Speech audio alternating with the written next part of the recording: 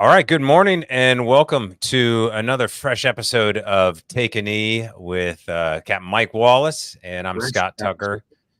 Mike's from Blue Water Advisors, helping military retirees with their career progression into post-military life, and I'm the founder of US VetWealth, and I help people with the financial aspects of those decisions so that you can focus on doing your career, not have to worry about that stuff. So that's what this show is about. You're talking about insights that Mike and I have from having hundreds and hundreds of conversations with people that we just know for every retiree, for that person, there's always a day one of learning about various aspects of this process. There is no this comes first or second. It is whatever happens for you.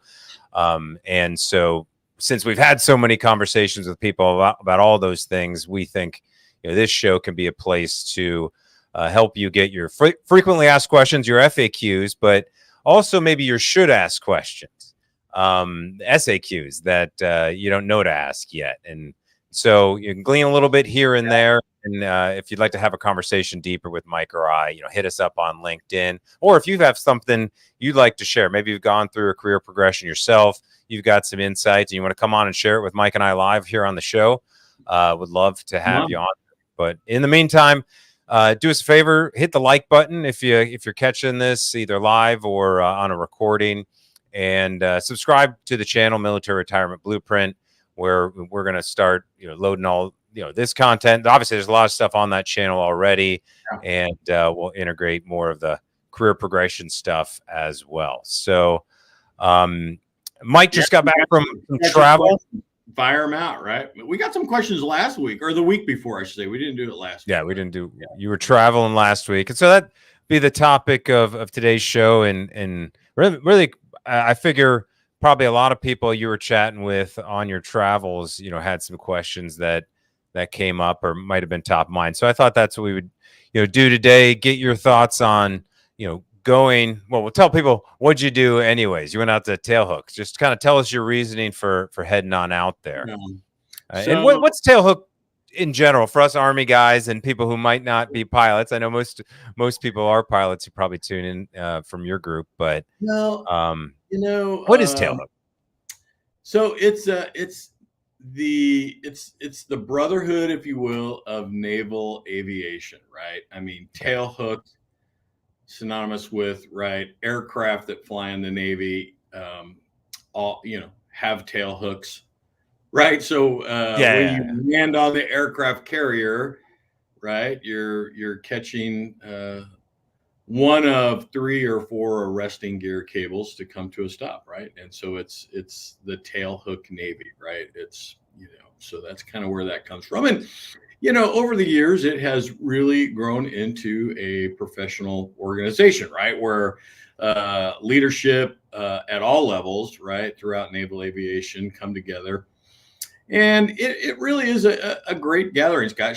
Maybe we should make plans for you to come out next year, right? Just so you can kind of get a look at it, right? It's industry is a big part of that, right? You might imagine not only number of different, government contracting firms, but defense industry, big and small, are part of this. And it gives them a chance to kind of come out and interface with, the TailHook component, the active duty component that is out there, and exchange of maybe ideas is one thing. But, hey, this is just kind of what's going on, right, in the is it for active duty pilots mostly, or just anybody related to naval aviation? It is, active duty component out there, certainly. And there's a number of active duty members that participate in various different panels, if you will, that are out there. So, even those of us who are no longer active duty, it's a great venue to go to really get up to speed on what is going on in naval aviation, right? Yeah, because sounds like it's grown to, more of a, as you said, kind of an association. So, that gives you opportunity for networking. And then if you're going to be in the defense contracting space, anywhere you can keep feelers in that, somebody else is just dropping a resume, that's, have an insight to be able to talk about the industry up to date Yeah, you can get online. There's lots of information out there. You can talk to your friends, but there's something about going to the conferences Oh yeah. that just gives you somebody to talk to later on too. And there's a social aspect side of it too, right? It gives you a chance to kind of re-engage individuals that you've known for years, in some cases tens of years, right? You haven't had a chance to connect and come back together and just to get caught up with people. So it's just a really great organization. Now, this is the fourth year that I've been out there in the capacity with Blue Water, right? So okay. And That's kind of insightful from a business owner's perspective, your take over these last 4 years. yeah, so we started out, Scott, and again, for the listeners out there, Blue Water, we're very passionate about bringing this current, relevant, credible message to senior leaders who are in transition, right? We've all, experienced transition ourselves. We were all frustrated at various different levels with the institutionalized process, right? It just didn't scratch the itch. It just didn't provide most of us what it is that we needed, to expedite that transition process, or as we like to say, career progression, right? And so, hence the launch of Blue Water and whatnot. Okay, so aside from the launch of that, now attending TailHook in this capacity, in the first couple of years we did this, we've had a little bit of a learning curve, if you will, right? Mm-hmm. We engaged TailHook. We went out there in somewhat of an official capacity on behalf of Blue Water. And you've been to a number of these trade shows. You can go there and have a booth. You can have some speaker. Yeah, you can have some speaking engagements and these kind of things. And so that was the approach that we took in years past. And it was met with a little bit of success. But what we've learned, right, is the TailHook convention in and of itself, individuals, while they're very curious, a lot of senior individuals that are out there, right, they're all, becoming closer and closer to making that next step. And again, we are not a threat to retention. I'm not out there to try to convince anybody, hey, it's time to get out, right? Well, that's just not what we're incentivized for. The message that we bring to senior leaders is, hey, when the time is right, when your family, your Navy family, or in your case, your service family, your Army family, because we have a lot of members now from various different services, but when your family and your service family all come together, and it's time to make that next step, right? Because that's the beauty of these organizations that we've donated years of our life to, right? They're up or out. Eventually, everybody will step out. And it was our experience that when members stepped into this process and you were through the process, part of the stressor of this is, Scott, nobody wants to do anything with you anymore, right? You were part of this organization for your lifetime, and now you're going through this process, and that's it. Mm-hmm. And most of us are left with, well, wait a minute, I'm part of this, for my lifetime, right? And what do you mean that's it? Like, don't you want to stay in touch with me? Don't you want to continue to capitalize on return on investment? Wouldn't you like to hear my personal experiences on what career progression or transition was like?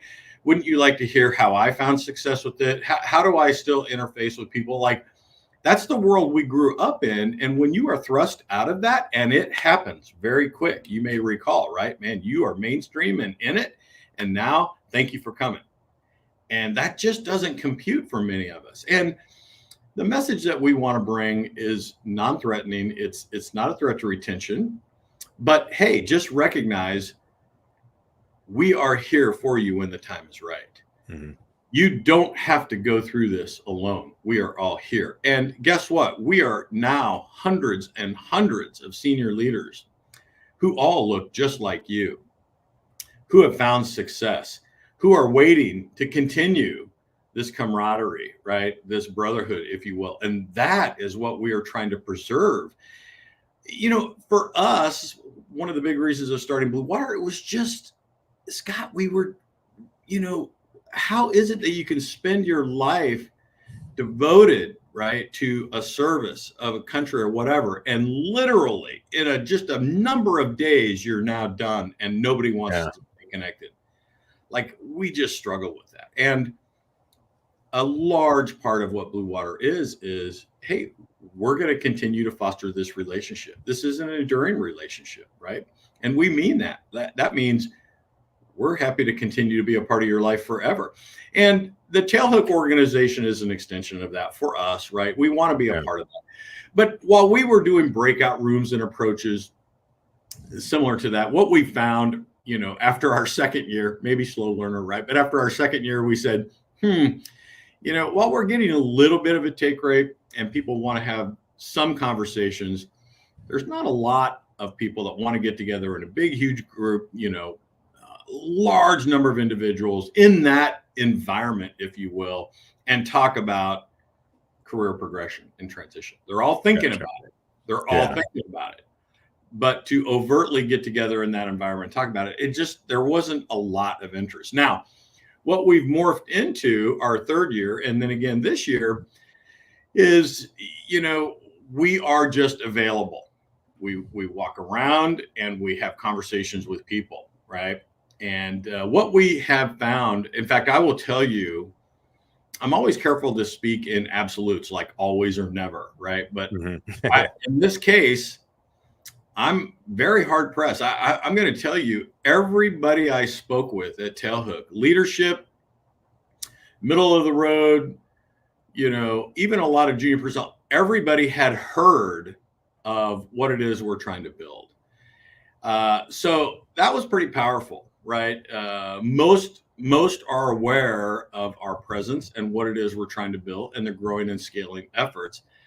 And almost to a person, right? Everybody just says, hey, I'm just so thankful. I'm hearing great things about what it is your approach and what it is you're trying to preserve and how you're going forward, and the relationships you're making and the network that is available for me to plug into in rapid fashion, and all of the lessons learned and the insights and the removal of the fog of war. And man, now I step into this time period and I've got clarity of vision. And I understand how to do these things.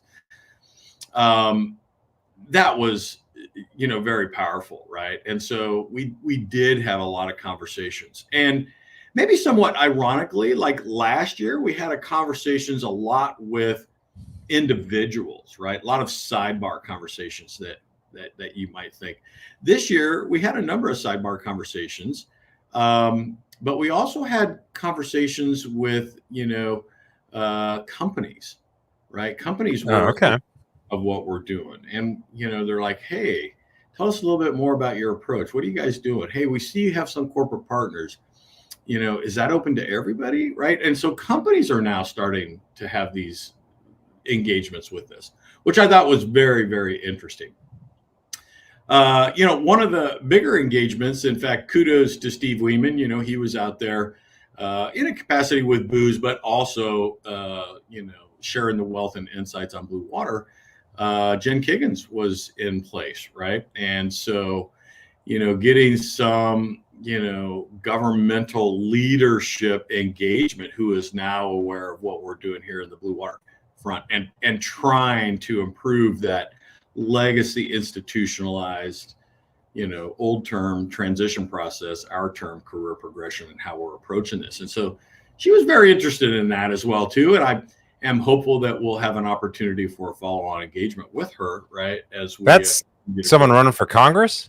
Yeah. So, so we're very excited about those kind of conversations, right? So, but we just want to be a presence out there, right? And we're available to have sidebar conversations or serious conversations or follow-on conversations, right? Some people are just looking for information. Yep, we can do that.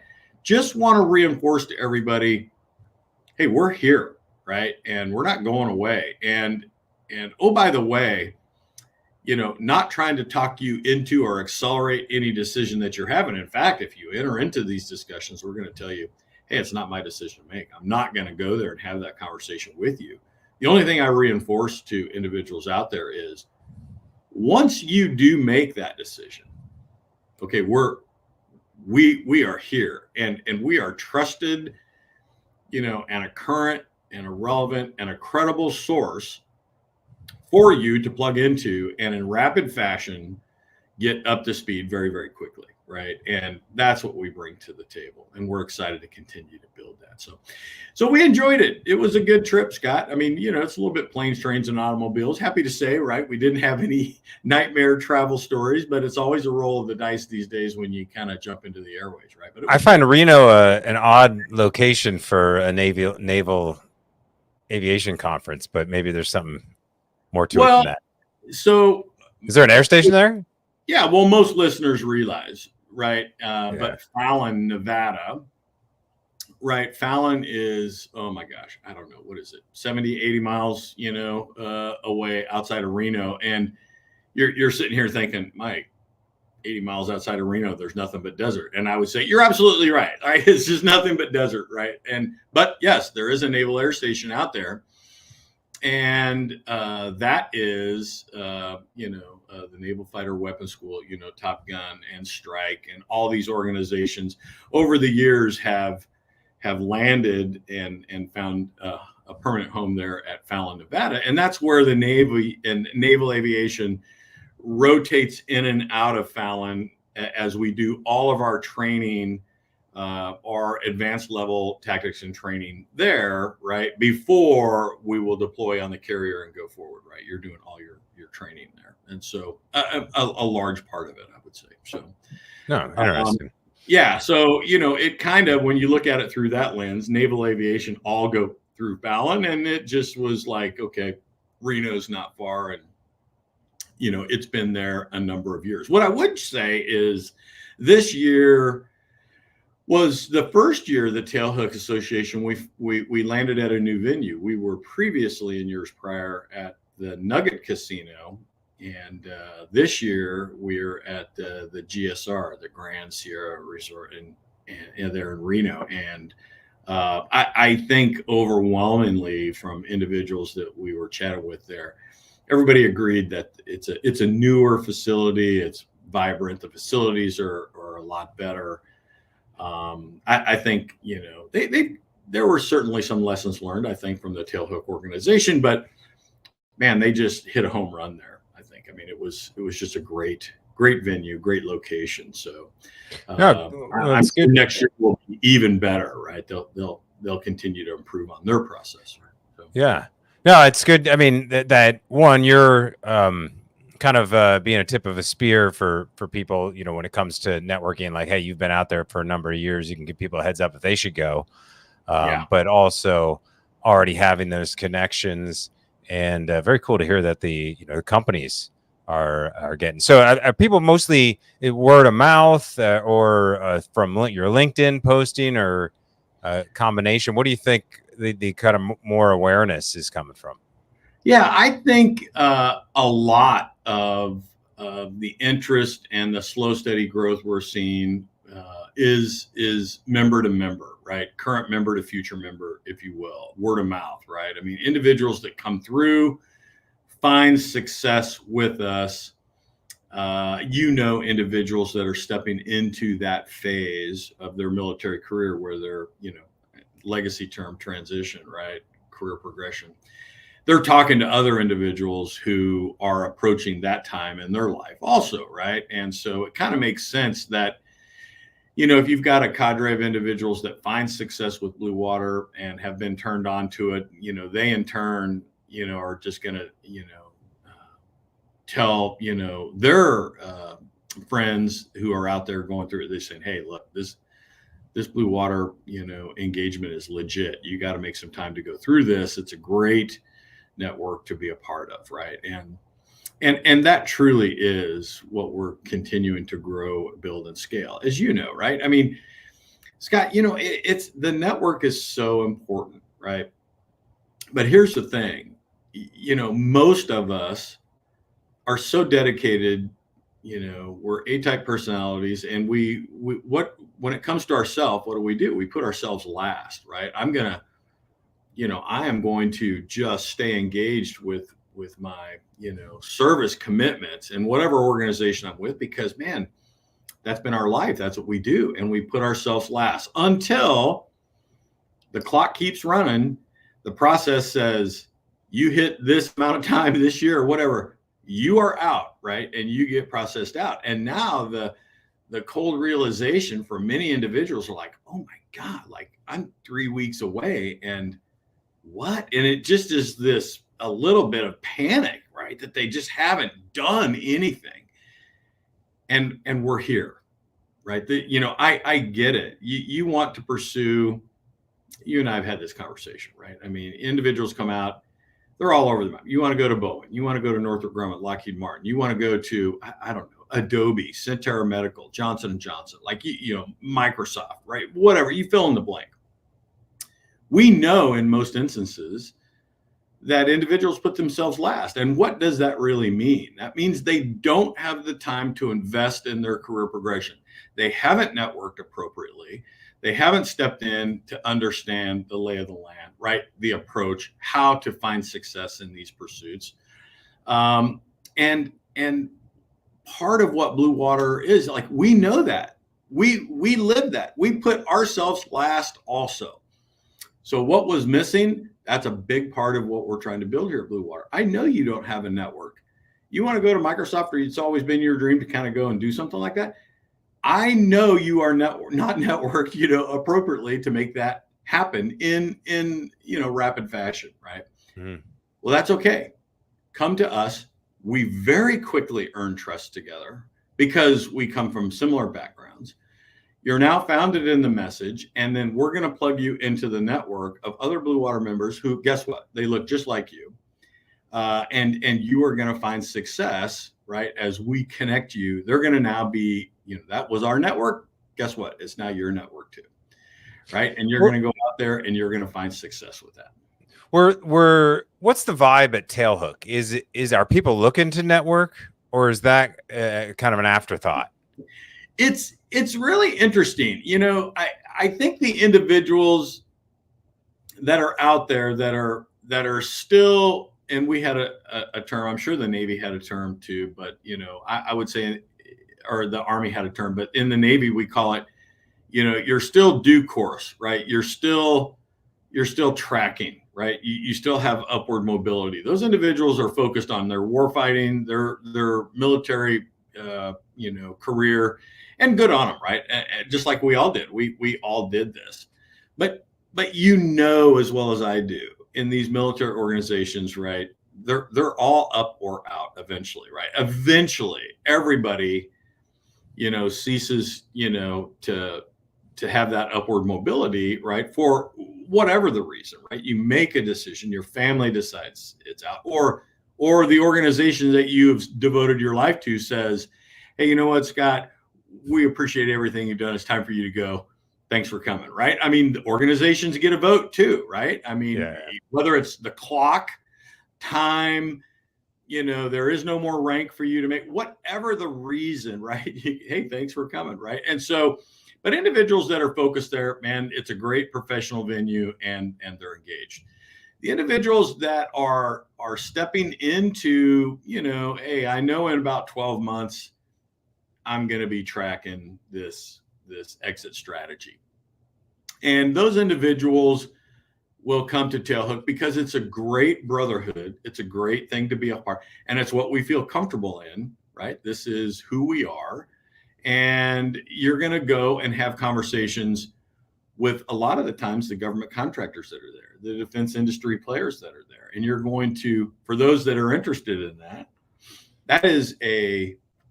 it's a feel-good engagement, right? Hey, I've, devoted my life to flying this platform. Hey, you're a company that makes this platform.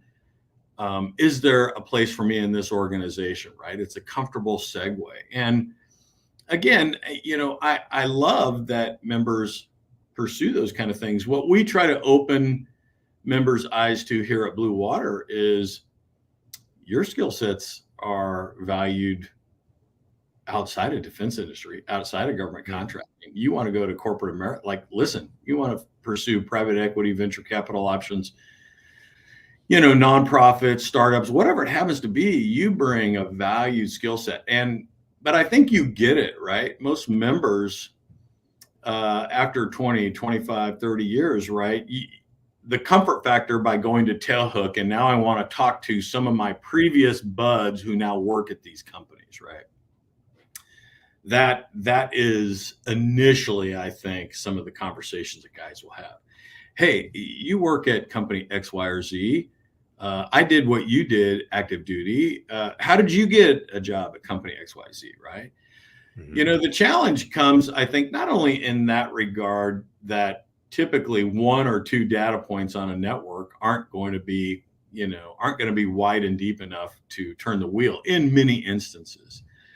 But the further challenge comes, what about the individual that says, man, I don't think I want to pursue the defense industry. What else does life have to offer me, and how else can I generate revenue, compensation in my life for, that magical time period that you and I talk about, that kind of 10-year window? That's a good time figure. Guys come out and go, man, I'm not going to have another 30-year career, but I think I could probably do some heavy lifting for 8 or 10 more years, right? Yeah.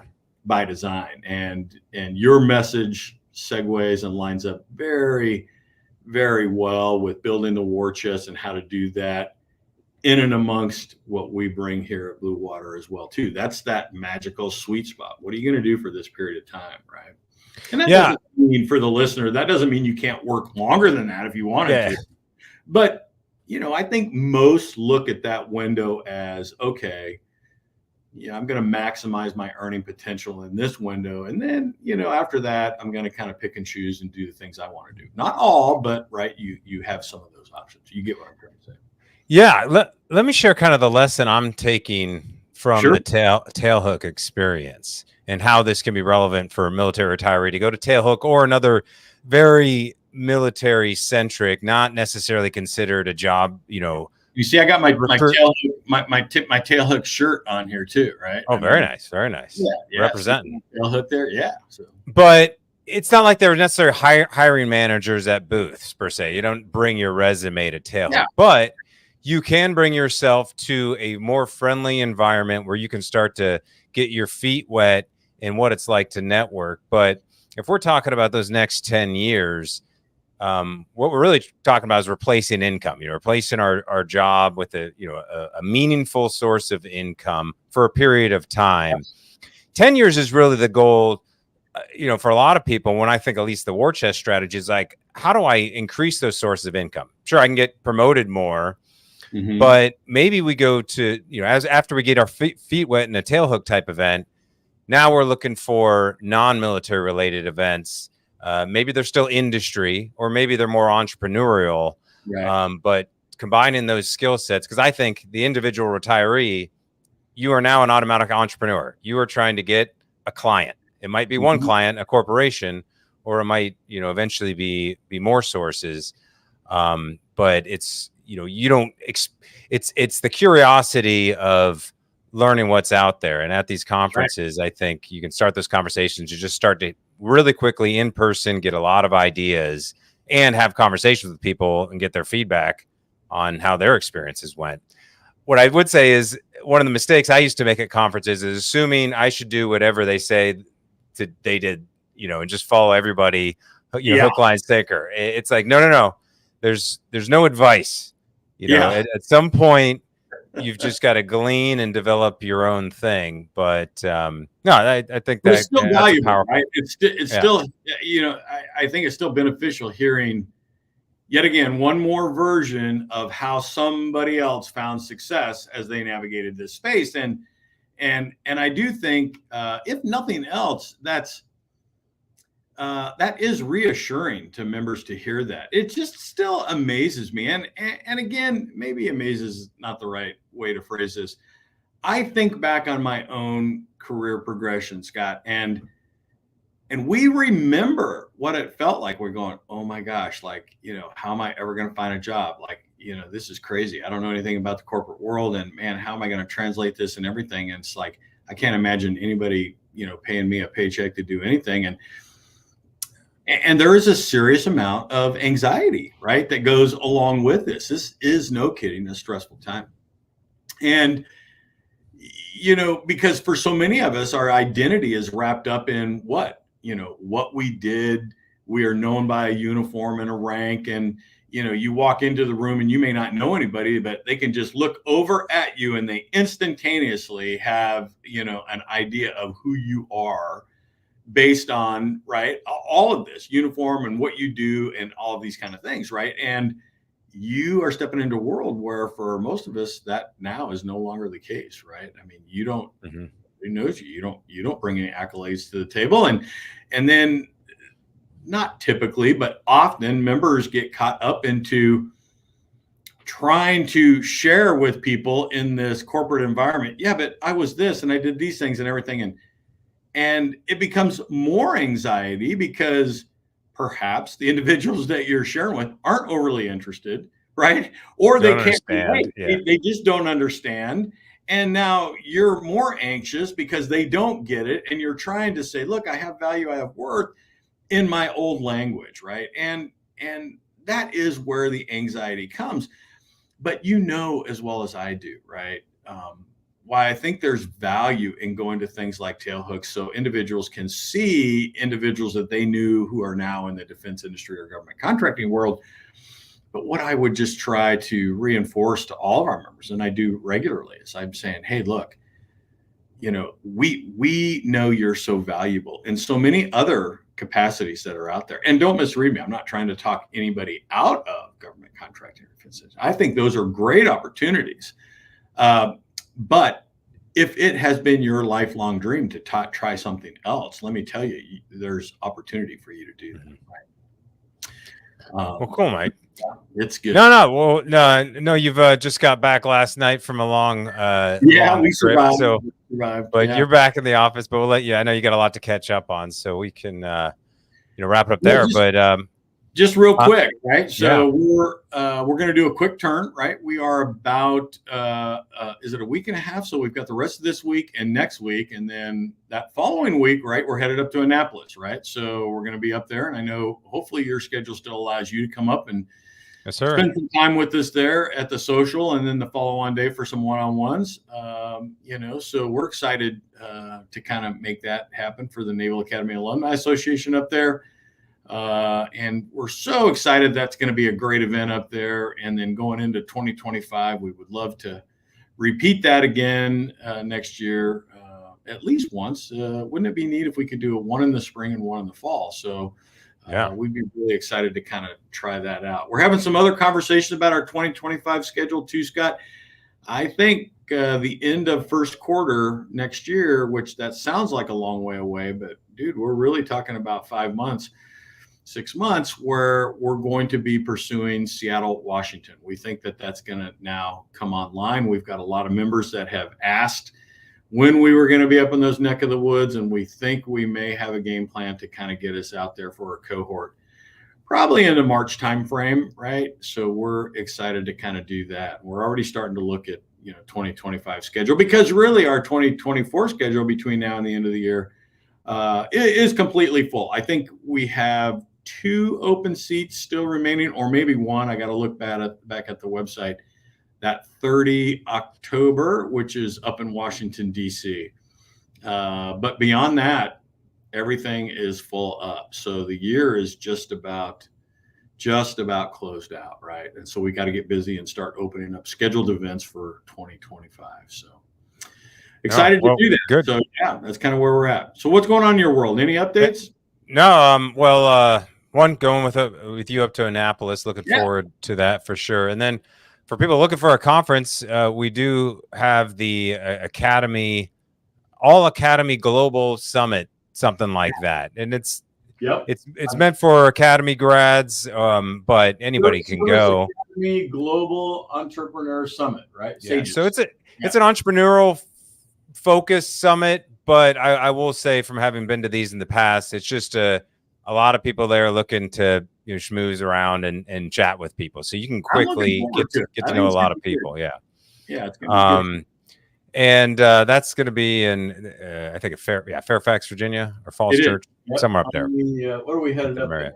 That's October 25th. So you can probably find a link to that, or hit us up if you're interested. Anyways, Michael and I will be there. So if you're going to be there, make sure to say high. And then I'm going to start doing more online live events inside our platform. I'll just show it. So I'm reorganizing our stuff and making it easier to consume. Now, this of course is my back end, so it's got way too much stuff here. Most people won't see all this, but the main thing is we're having an event section where when Mike and I got an event scheduled, you can join us there. If you do want to pop into open office hours, whether you're already working with us at US VetWealth or have questions about things, I go live inside here just to do that.